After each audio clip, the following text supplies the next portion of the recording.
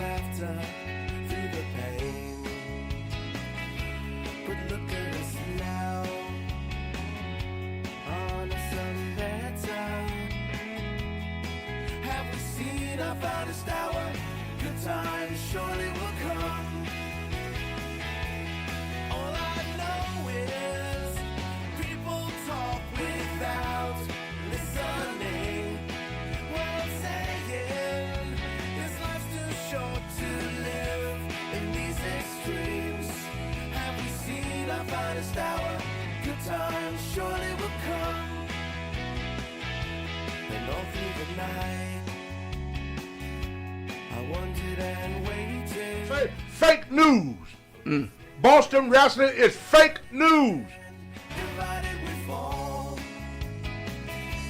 to wait here for you, holding it together, just like a desert flower, waiting on the rain to come. And all I know is anger, lies, confusion.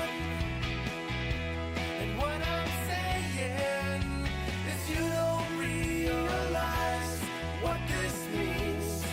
Have we seen our finest hour? Good times surely will come. Just like a desert flower, waiting on the rain to come.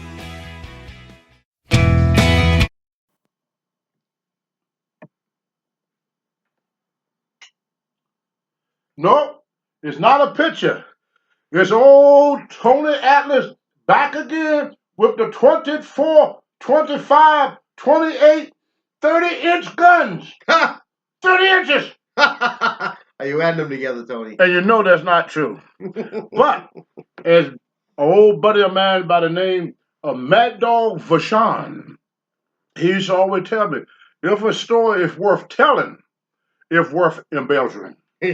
So, like I was saying, some of my earlier stuff, we didn't get out much back when wrestling was wrestling. You know, not sport entertainment, not criticizing what the guys do today. I think they doing a wonderful job. They're keeping up with, keep up with the time. You know, we like a 57 Chevy, but you get a better performance out of a 2021 Chevy as you will from a 1957 Chevy, even if it's in mint condition. It don't have all the gadgets that they got on stuff now.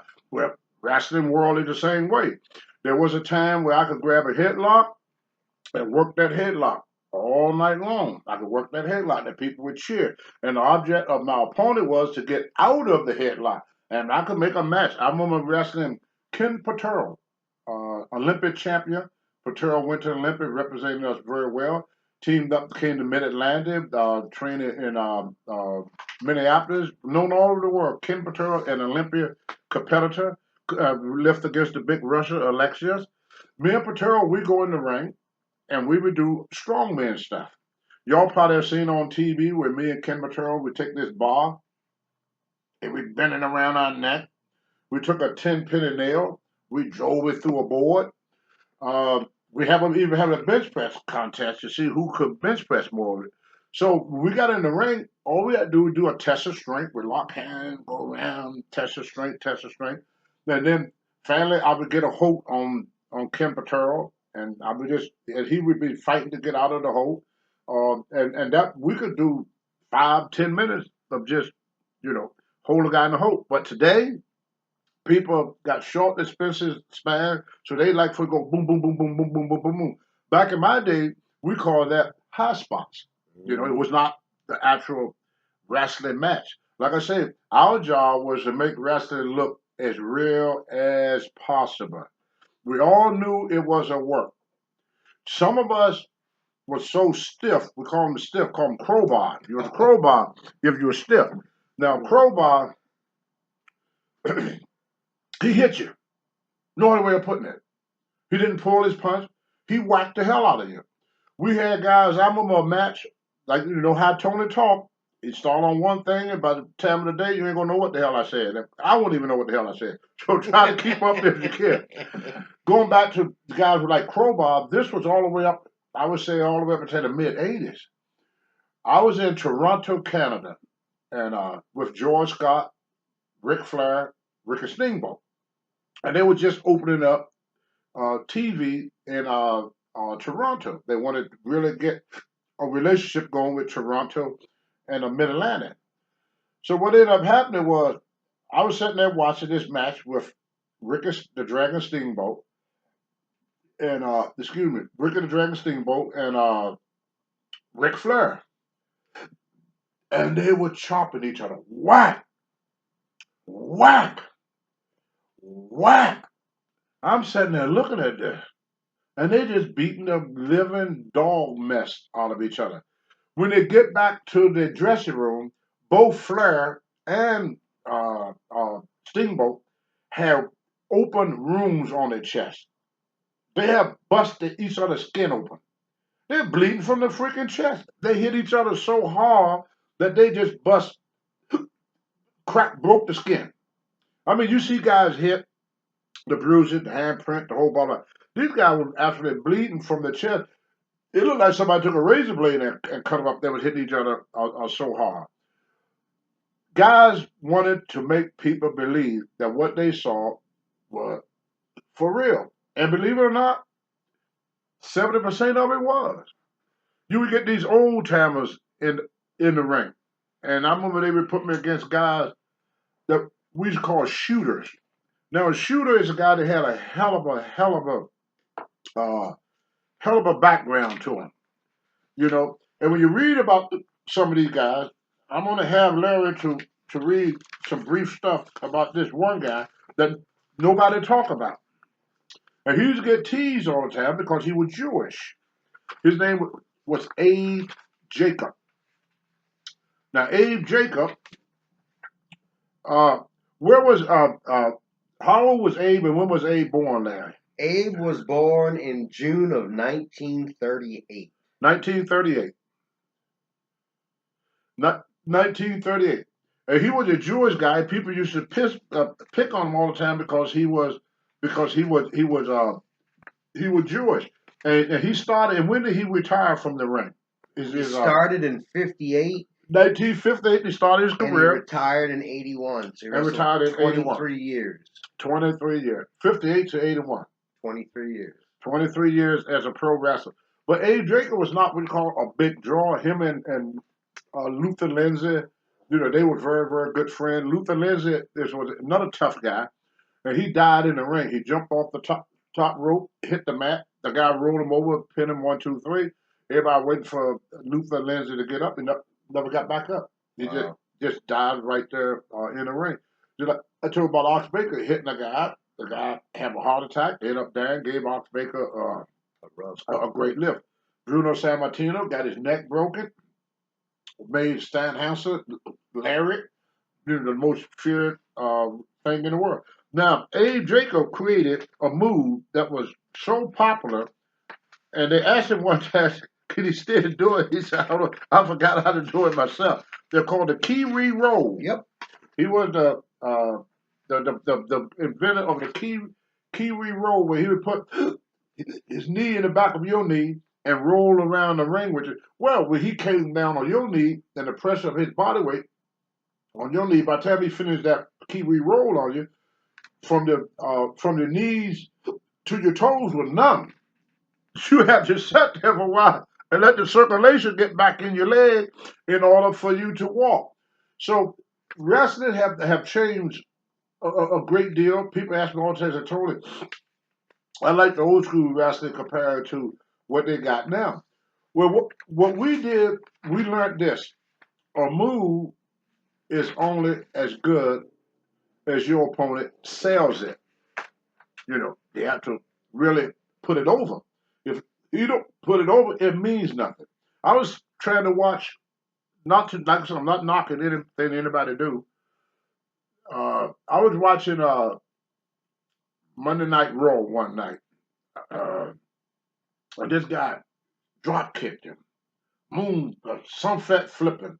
Did this, did that, did this, did everything this guy. The guy get up and kick his butt. I go, boy, back in my day, we would make that move, like Ernie Ladd would say, get the most mileage out as you can. we would make that move mean something. See, nothing, the reason wrestling is not that exciting to people, no, nothing means nothing. It don't matter how pretty a move is. You know, you can have in boxing, you can have the prettiest punch in the world. Beautiful punching. Oh, beautiful. But you couldn't bust a grape with them. So what they usually having a beautiful, beautiful, beautiful punch, but you can't hurt nobody with it. It's kind of like having a big, beautiful car sitting out in the yard, but it don't run. The motor sucks. So, you know, something that look good don't necessarily mean it is good. If the person you're doing it to don't put it over. So wrestling is what we used to call in the olden days was a team effort. If I work with you and I do something to you and you don't put it over, then I don't put your stuff over. So now the match look shitty because ain't nobody selling for nobody. Or if you tough enough, old time would tell you, I'm gonna give you another punch, kid. If you don't sell this one, I'm gonna give you something that would make you sell. So the guy would punch you, you don't sell it, then he would hit you so hard he almost knock you out. He would make you sell. Or some these old shooter would get you down and put you in a hole and make you squirm like a little rabbit. The next time you get that ring, you would put his stuff over. Another thing was respect. You had to have respect. I mean, you have to earn respect. It wasn't like you walk in the door, hey, Larry, I respect you because you Larry the Hillbilly. I'm going to respect you. Oh, I'm going to respect you, Rocky Johnson, because you the soul man, Rocky Johnson. No, no, I don't respect you until I feel you in the ring. Nobody respect me until they feel me in the ring. I'm talking, like I say again, the 70s and the 80s. The reason I stick so much with the 70s and the 80s, that's where I learned. And like Larry just read, I was taught by a guy that started wrestling in 1958. So what he learned in 58, 68, he was teaching it to me in 78. That's why a lot of time when I talk, I bring these people's names up because these are people that taught me the world of pro wrestling. You know, we didn't have wrestling school. You know, there was a guy that I left out of my conversation about people that helped me, which I feel bad about because he had deceased. His name was Larry Sharp. And Larry Sharp was the guy that started the first wrestling school with the Monster Factory. You know, Bam Bam Bigelow came out of there, and a lot of great talent came out of his wrestling school. And Larry Sharp was a guy that came down every day to train because Larry was not a top guy in the Mid Atlantic during that time. So if you're not a top guy and the boss asks you to do something, you didn't ask what or anything. You just went and did it. So when they asked Larry, said, "Look, I want you to meet Tony Atlas every morning at the YMCA in Charlotte, North Carolina, and teach him the rope." Where Larry was there every day. The other guy that was there just about every day was Gene Anderson. Now, Ole would come down, Ole Anderson would come down, but Ole would wait until you get tired. So they would have me doing 300 push-ups until my arms felt like rubber band. They had me doing jumping jacks, you know, until my legs felt like spaghetti. Then they put me on the mat with other shooters to stretch me a little bit. And then Ole walked through the door. Hey, let me have him now. Now he's tired. So one day, Larry Sharp decided to play a joke on Ole. So I come in, I said, I wait for them to tell me what to do. So every time I asked Larry Sharp something, he said, just stay over there and rest. And I just sat down. So another 15 minutes went by. I said, brother, are we going to do that? He said, don't worry, Tony. You're going to get to do something. Just relax. You just sit there and rest. Get your rest. We want you to be fresh for this. I said, okay. So about 30 minutes went by. Here come Ole. Larry saw him coming. So Larry came in, took a glass of water and threw it in my face. And threw water all over my shirt. Made it look like I was sweating. I ain't did something. So you have to make it look like don't broke a sweat. So I'm sitting there and Larry said, look, kid, I want you to act like you're the most tired guy in the world. Act like you're tired. So I'm laying there, and Ole come in. is he ready for me? And they said, oh yeah, Ole, he's ready for you. He's ready for you. So he said, all right, come on, you piece of shit. I'm gonna show you what wrestling's all about. Ole grabbed a hold of me. I found McCarroll, took him down, and hooked him. He got up again. He tried to do something else. I take him down again, hooked him again. Finally, he said, what the fuck is going on here? You guys played a joke on me. Y'all didn't tire him out enough. He's not tired. They ripped the hell out of Ole that time. But Ole was a good natured about it. You know, I ain't saying Ole was a chump or anything, but it was a thing in wrestling we called the ultimate of surprise. Ole had just worked out with the weights. Ole just got through running around the gym. They used to have an indoor track back in them days. So Ole just did his mile around. He did his weightlifting. So he was all pumped up. You know, anybody that lift weights, when you lift weight, your muscles get tight. So Ole was all pumped up and everything. But he would come in and stretch the guys at the end of his workout for fun. But he used to get the other guys to tire this guy out when this guy is so damn tired that he could barely stand up. That when Ole would jump your ass when you can't even hardly stand up. So they played a joke on Ole one time by having me to rest up because they knew that I had a pretty decent amateur background and I knew how to handle myself back in them days, you know, pretty decent. You know, I couldn't work my way out of a wet paper bag today, but back in them days, as old times say, in my day, but that's how it was with us wrestling. But Ole Anderson, a lot of people didn't like Ole. And I remember Ole telling me something one time. He said, he almost not got into business. And I said, why not? I said, you big, strong guy. He's about 265, 270. Yeah, big barrel chest, big Polish guy, you know, 20-inch arm, 18-inch forearm, just, you know, big, and a pretty salty person on top of it. So I said, why they wouldn't run him? He said, I was 24 years old. I said, I was 24. He said, they didn't want me because they said I was too old to learn. See, wrestling back then was kind of like the military.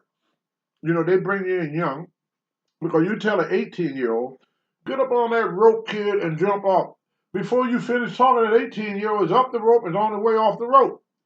You tell that to a 30-year-old, he goes, whoa, wait a minute, you want me to do what? You want me to do what? See, as we get older, we use more of this and less of this. When we're young, it's all about this and nothing about this. So as you get older, you get a little bit wiser. So it's a lot easier to train. It's old saying you can't teach an old dog new tricks. Well, in some cases, not all cases, but in some cases, that's true. So they would get you when you really young. So Ole was telling me the story about his age, and then later on, I talked to other wrestlers like Randy Savage. When I first met Randy Savage, we were riding up down the street with his brother Lenny Poffel. He was wrestling at Randy Poffel then, and his father was Angelo Poffel. And Angelo was known for doing so many setups. I think it was like 500-600 setups. Yeah. Or something that he had a record for that. He had the world record. The world record for doing the most setup in one setting. I don't mean do 50 stop. I mean this guy did like, you know, 500-600 setups. He had a record. Larry probably put his program over to tell you exactly how many Angelo Poffa did. And they would train his kids when they were very young. So that by the time this kid got 20 years of age, this kid got 4 or 5 years of wrestling experience underneath his belt because he came from a wrestling family. You take like you got Bob Orton Sr., you got Bob Orton Jr., you got Barrio with my condolences go out to the Orton family. Barrio is no longer here with us. He had a good, successful career in Canada. It didn't take off as well as his brother Bob did. But, you know, great young man. I met him several times. Wonderful young man. But anyway, the Ortons, Randy is the third generation of wrestlers. Can I butt in? Go ahead. Angelo Poffo set the world record, let's see, 6,033 sit-ups. Can you imagine that? In 4 hours and 10 minutes. 6,033 setups in 4 hours. Yeah. Can you imagine what type of individual? Now stop to think about this for a minute. What type of individual could sit there for 4 hours and do setup for 4 hours? 4 hours of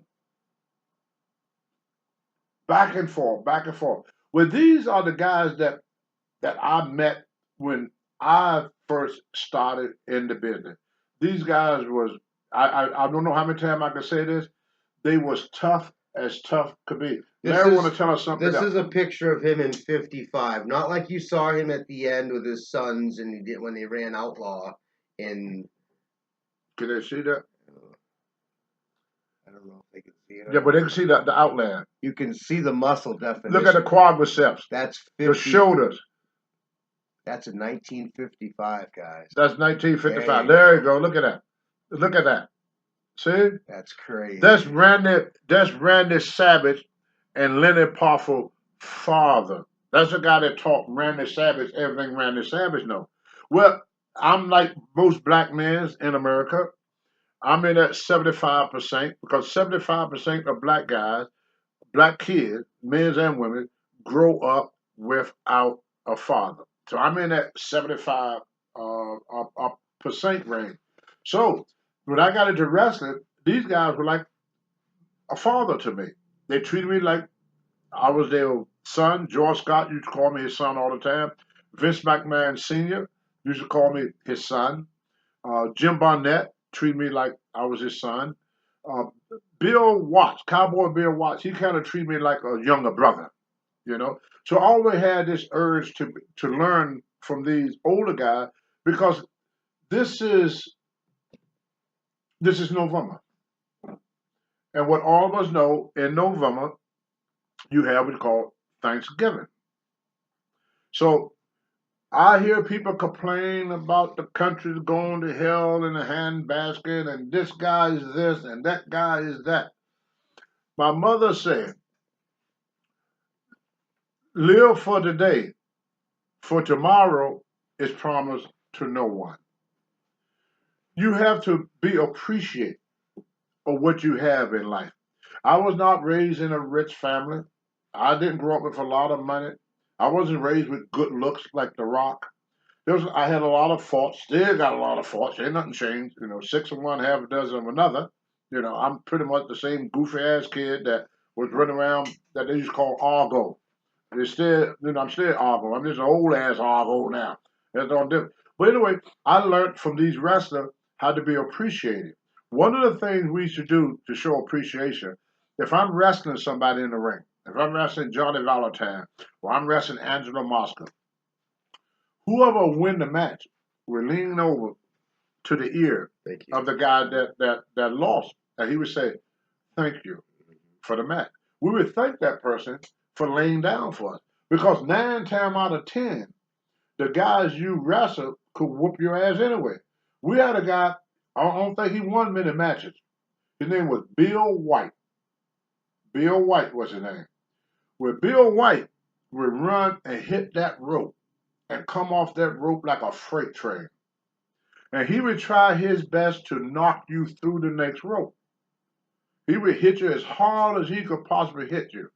It's so hard that sometimes you go, whack, dang, this guy is stiff. He's a crowbar. He's a crowbar. But a lot of guys, they like that reputation of being a crowbar in the ring. They wanted to have the biggest chop. They wanted to have the hardest punch. They wanted to have the biggest slam or the hardest slam. The harder they did it to, the more popular they became for that particular move. Well, one day I was in the ring. Now, Steve Kern is the one that taught me how to drop kick. He taught me how to do it, but I hadn't done it yet in a match. So I'm wrestling against, I guess George Scott told Bill White, said, hey, get him to do the drop kick. So I'm wrestling Bill White, and Bill White looked at me and said, Tony, have you did that drop kick yet? I said, no, not yet. He said, well, you will tonight. He threw me in the rope. He said, drop kick me. So I had to drop kick. And a lot of stuff that we learned that day. See, that, like I said, there was no wrestling school until Larry Sharp started the Monster Factory. So when they train you, they would train to make sure the main part of the training was not to teach you how to work. You learn that on the road, it was like on-the-job training. The main thing they wanted to know is you're going to stick with the business. Because they were so protective of the business, they was always afraid, like I mentioned earlier in one of my interviews with Larry here, that Peter Parsley was a promoter in Roanoke, Virginia. And he didn't want me in the business because he didn't know how tough I was. See, when I say tough, I don't just mean tough with these. I mean tough here. Because any wrestler And up here. and here, Yeah. Larry had to remind me. Thank you, Larry. You got to be tough here because you got to be able to take it. You got to be tough here because any wrestler that ever been in this business more than a week or two will tell you the hardest part of the easy part is in the ring. That's the easiest part of wrestling. The hardest part is getting to it from the show. Like picture this: you get up in the morning, you have yourself a quick breakfast. 9 o'clock, you're in the gym.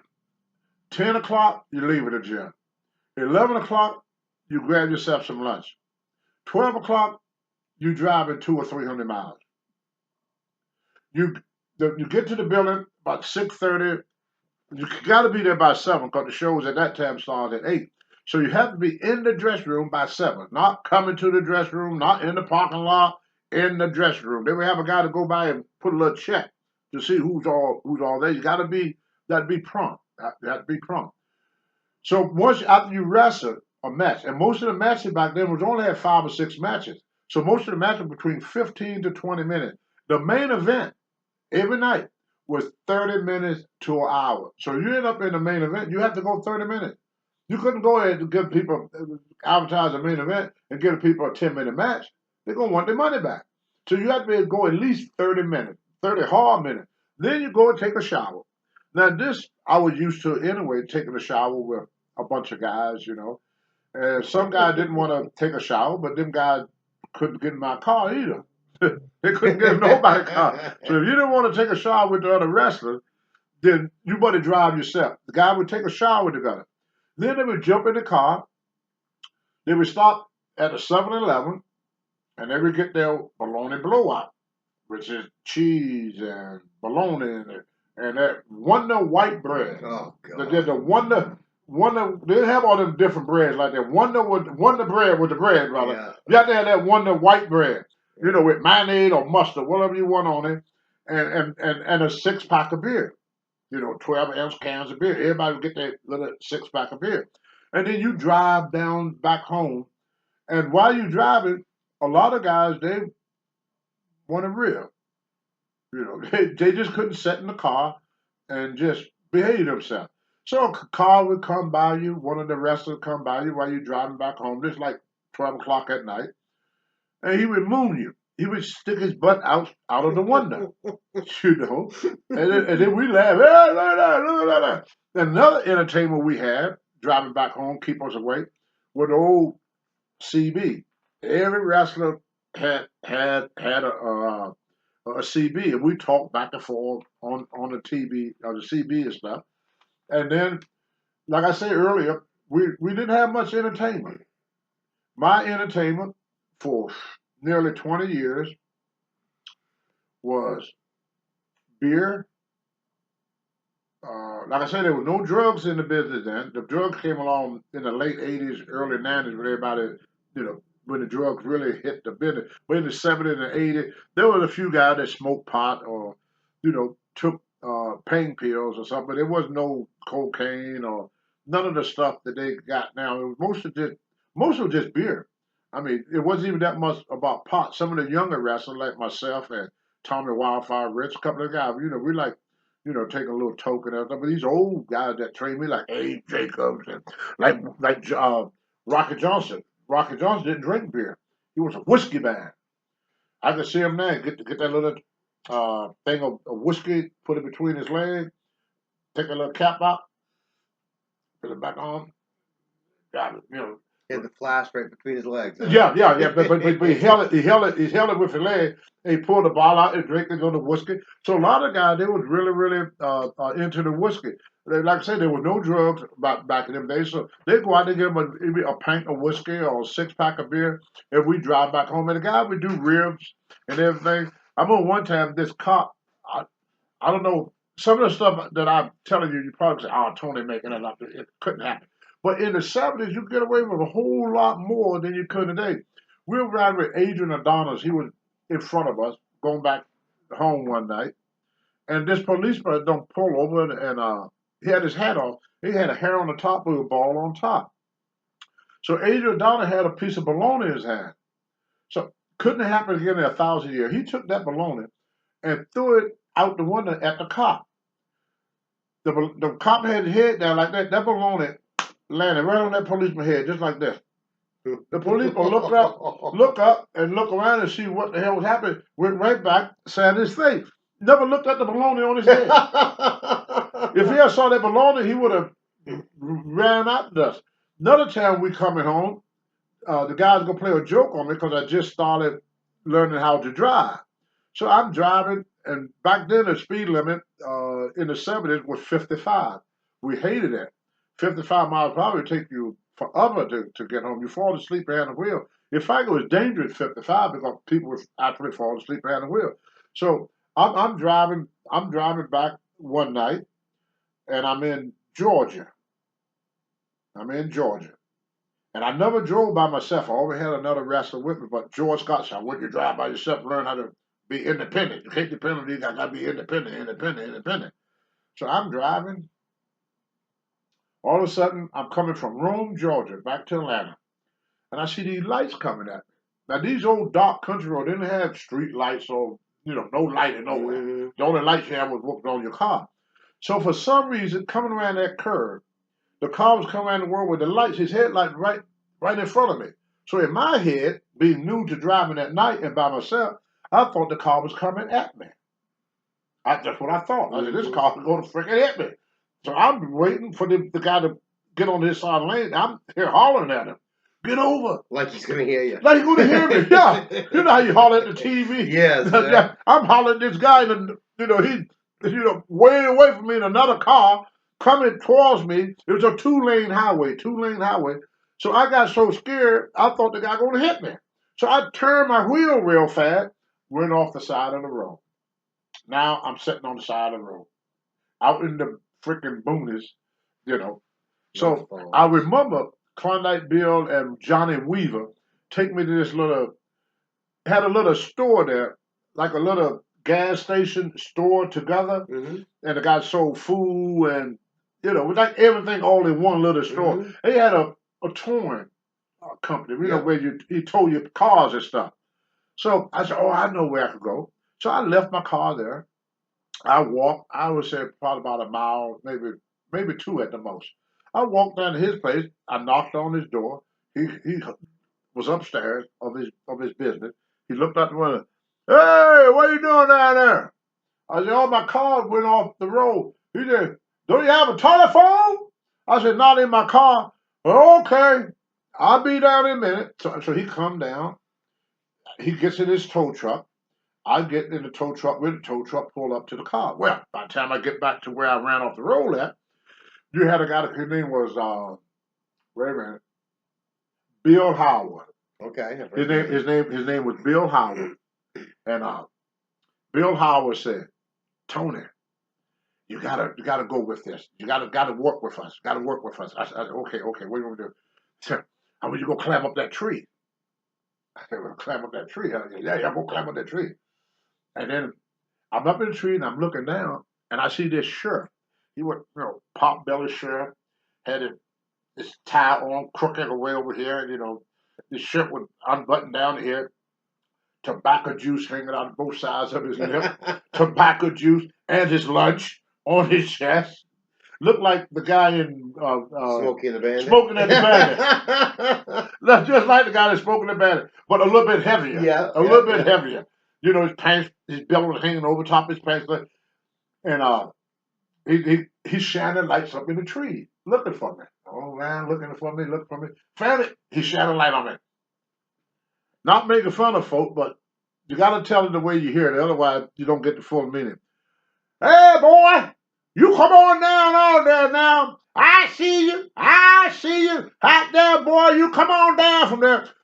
Bill Howard and the other wrestlers in tears. They are laughing so freaking hard they couldn't even stand up. They're leaning over the car. They are going freaking nuts. They said this is the best fucking night. What did they tell the cop? They told the cop that I wrecked the cop. The cop asked them at the beginning. The cop said, well, who is it? So they told the cop it's a black wrestler. And the cop said, oh, the black bastard, huh? Well, I know where they at. Them damn coons always climbing trees. Who said that? The cop. Them Oh, damn Jesus. coons always climbing trees. That's why he was looking up in the tree for me. Because once they told me I was black, he just knew I was up in the freaking tree. I don't know where that came from. You know, this is my first year in Georgia. I ain't know nothing about Georgia, you know. So anyway, he got me to come down out there. He said, if you don't come down out that tree, boy, I'm gonna sick my dog on you. He had this old blue nose, what they call them tick hounds back there, hound dog. Bloodhounds? Yeah, bloodhound with the Yep. long ears, Yep. big old long face, you know, the big long legs, you know, not the little stubby, not the best hound, but the big old. The dog was about as lazy as the cop was. The dog go.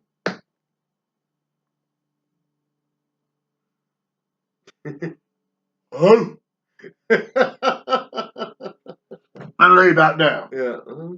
He said, you hear that dog, wild boy? You better come on down there. So I came down the tree, and Bill Howard didn't want him to take me to jail.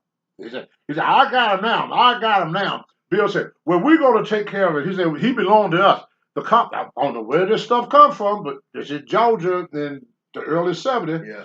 Bill said, well, we're going to take him home and give him a good whooping. You going to whoop him? Well, you whooping good. Teach him how to drive, too. Holy shit. Whoop that boy good. Teach him how to drive, too. So they pulled my car out the ditch and everything. I got in the car, and we went home. And I got teased about that. Oh, my goodness. I got teased about that for about a month. You know, and I was learning how to drive. Now, the guy that taught me how to drive was a Puerto Rican guy named Don Serrano. Don Serrano was a little stocky Puerto Rican guy. He was only about like 5'6".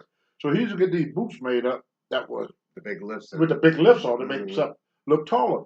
So George Scott, he had a Cadillac. A lot of boys wore Cadillac Lincolns or big cars. You know, we traveled with 4 in the car. We didn't have no Corvettes. You have a little room on top of the 4 people. Yeah. We wanted a big car. Yeah. So he said, Tony, I got to show you how to drive.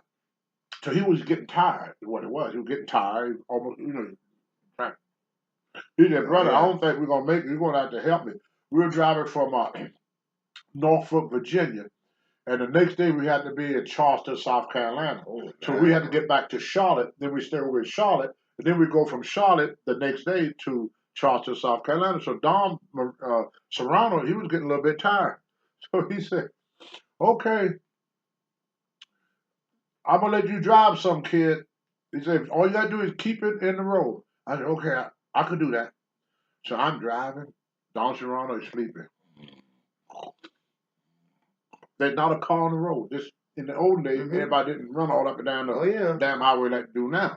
So I'm driving. All of a sudden, I see another car in front of me. So I said, Don. What? I said, there's a car in front of us. That's okay. It's all right. You go back to sleep. Don, what should I do? Well, if you don't like him in front of it, go around him. Oh, okay, I'll go around him. Don, lay back down. Don, what? How did I do that? How did I go around it? Well, Tony, you just turn the wheel over in the other lane. So I turned the wheel in the other lane. I said, well, Don, now there's a car coming straight at me. Well, you supposed to look first, get back over there. So then I had to cut back into the lane. Because he told me, I did what he told me. I didn't look. He said, all you got to do is go into the other lane and go around and then come back in your lane. So I went in the other lane. When I went in the other lane, I saw another car called a 2-lane highway. It's not a 4-lane highway, it's 2-lane. So this other car is coming. I said, now, Don, it's another car. It's another car in front of me. He said, well, get back in your lane. I said, I can't, Don, there's a car there. Well, slow down and get back in your lane. So the whole night he telling me to drive, but instead of sleeping, he's like this.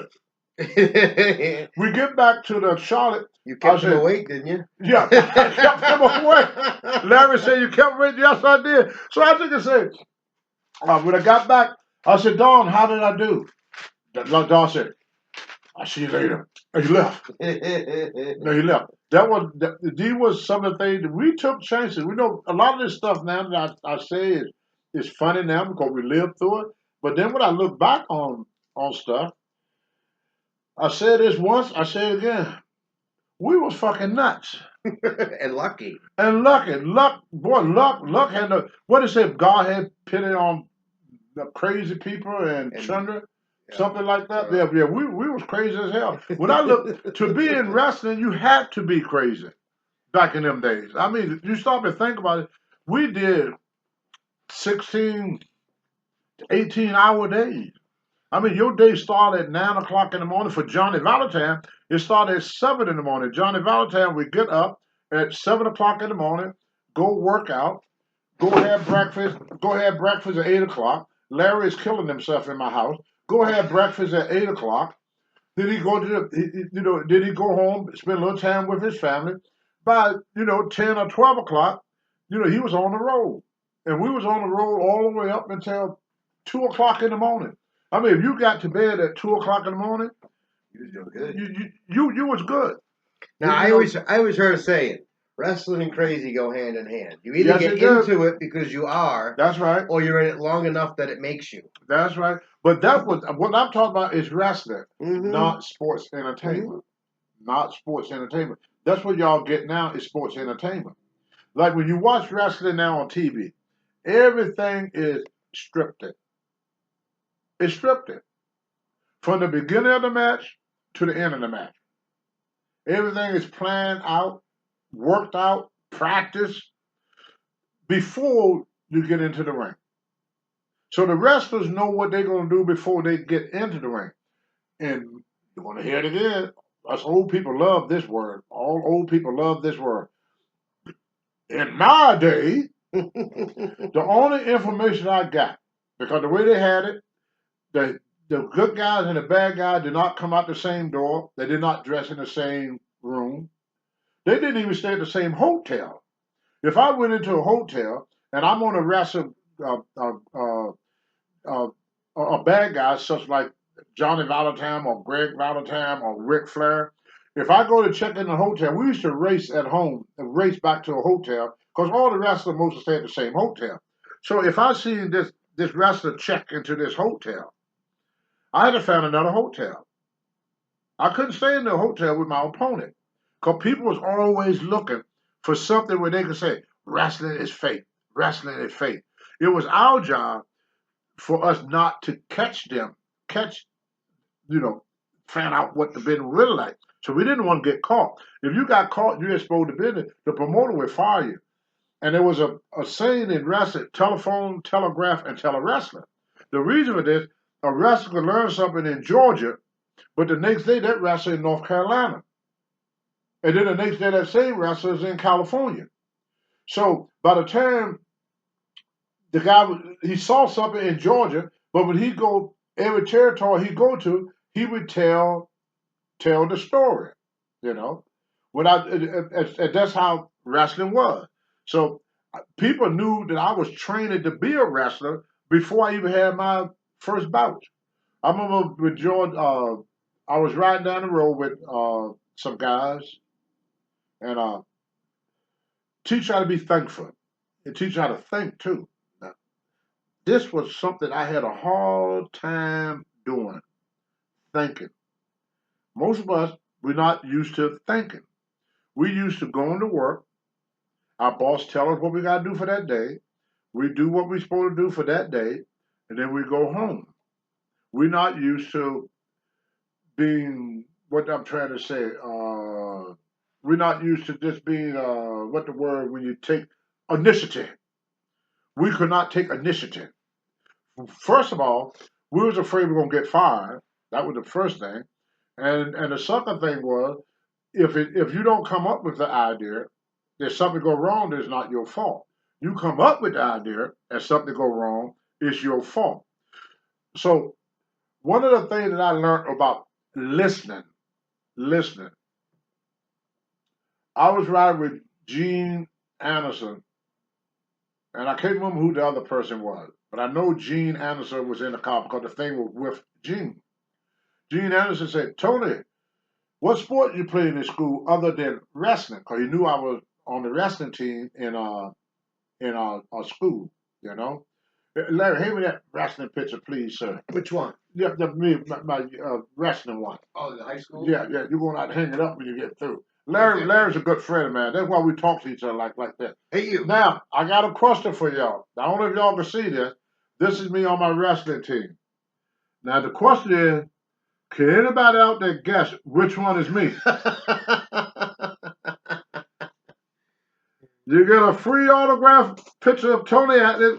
All you do is contact old Larry. Contact Marty. Let Marty do some work. Contact Marty and the Pearl and say, look, I know which one is Tony Atlas, but this is me at Petrian High School. And my favorite football team is the Patriots, and the name of our team was the Patriots. Well, anyway, this is me when I was in high school. That's my teammates right there in high school. Thank you, Larry. Absolutely. But anyway, Gene Anderson said, what other sport you played, Tony, other than wrestling?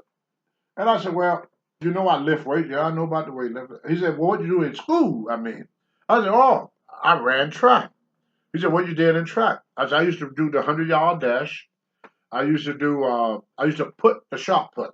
You know, some people say you throw the shot put, but you ever did shot put, you put the shot put. That's what I call a shot put, not a shot throw, but a shot put. So I said, I used to put the shot put. I did a 100-yard dash, and I used to do the 220.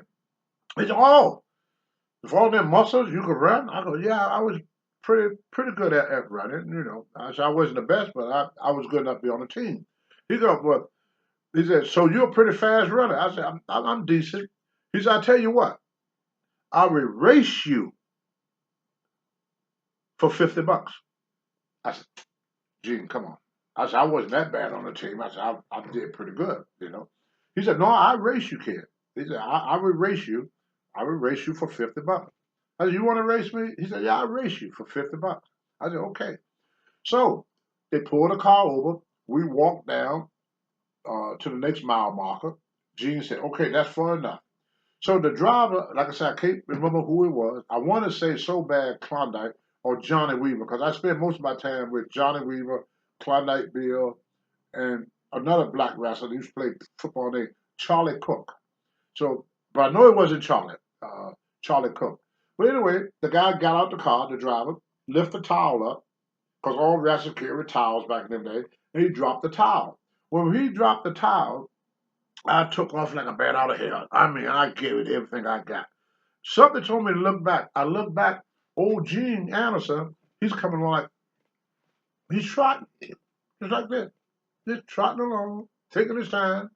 He got back. He looked at me and said, okay, you owe me $50. I said, Gene, I won. He said, I didn't tell you that I could beat you, Randy. He said, I bet you that I will race you.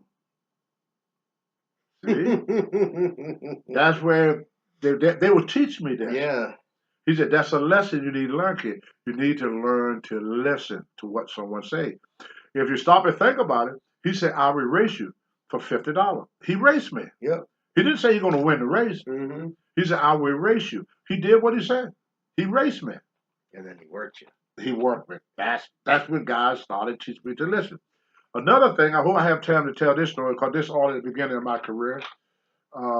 I don't do things in order, because it don't come in here in order. I have to tell y'all as it come. I have to tell it, because tomorrow I'll forget the hell all about it. You know, that's what my little pea brain work. You know, but anyway, my first week in wrestling, my very very first week in wrestling, George Scott wanted to make me some money because to get me on my feet. So he put me on all the shows with Wahoo McDaniel and Ric Flair. And Wahoo and Ric Flair and Johnny Valentine, they were selling out everywhere. And Rufus R. Freight Train Joe, they were the big stars. Another wrestler that people don't talk much about was Paul Jones. Mm-hmm. So they would put me on the card with them. You may see some old cards which is semifinal. The semifinal match was always a tag. It was always a tag match. And a semifinal would happen right before intermission. Because you want to leave something good for the people before they go to intermission, and then they come back with the big main event. The main event was the only match. Sometimes they had a double main event, which had, after the intermission had two matches.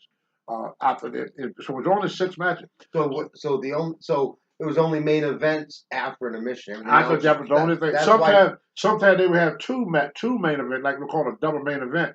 But the semifinal match was right before intermission. Mm-hmm. You know, you give them something good to think about to come back to. So Yeah. So they put me in the all week. Instead of being in preliminary matches, which the first, second, third match or fourth match, they would put me in a semi main event, which you got paid more money.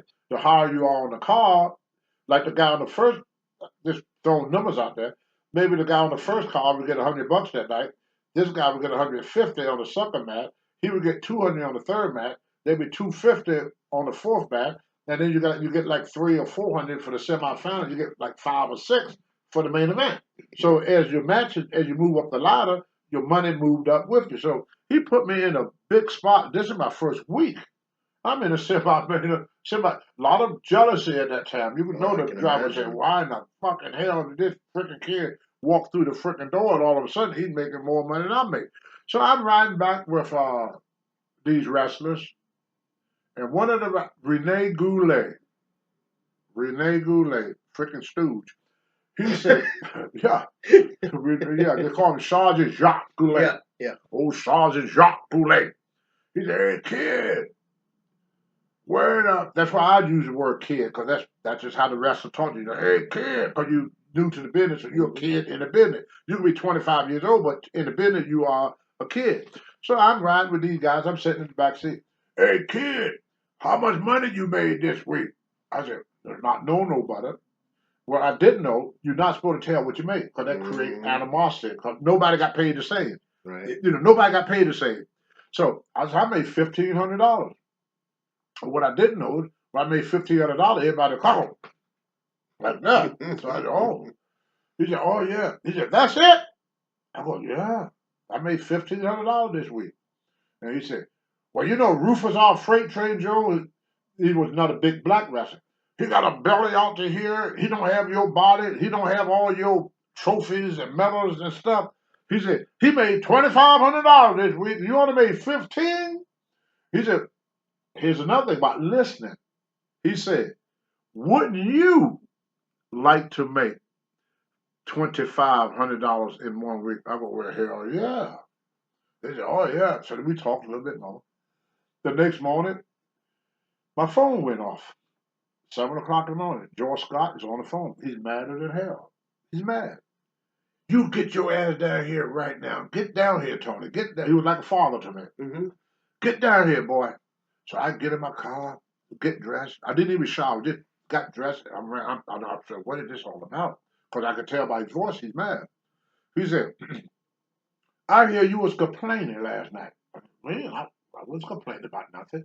He said, well, my phone rung off this morning. He said, everybody in the car said you was complaining that Rufus R. Jones made more money than you. Now, later I learned, once again, how to listen. What I should have said, oh no, I'm very happy with what I made. But I didn't know that then. Right. So when he asked me, would you like to make $2,500? I said, well, hell yeah, I'd like to make $2,500. Exactly. But that ain't how you answer these guys. Right. You have to think about where they're going with this, And he said, George Scott said, well, you should have told him that you were satisfied with what you got. So then I hope I have time to tell the rest of the story. If not, I'll pick it up on next week. He said, well, Tony, even though I believe what you said, he said, but I still have to, he said, for the sake of the boys, I have to teach you a lesson.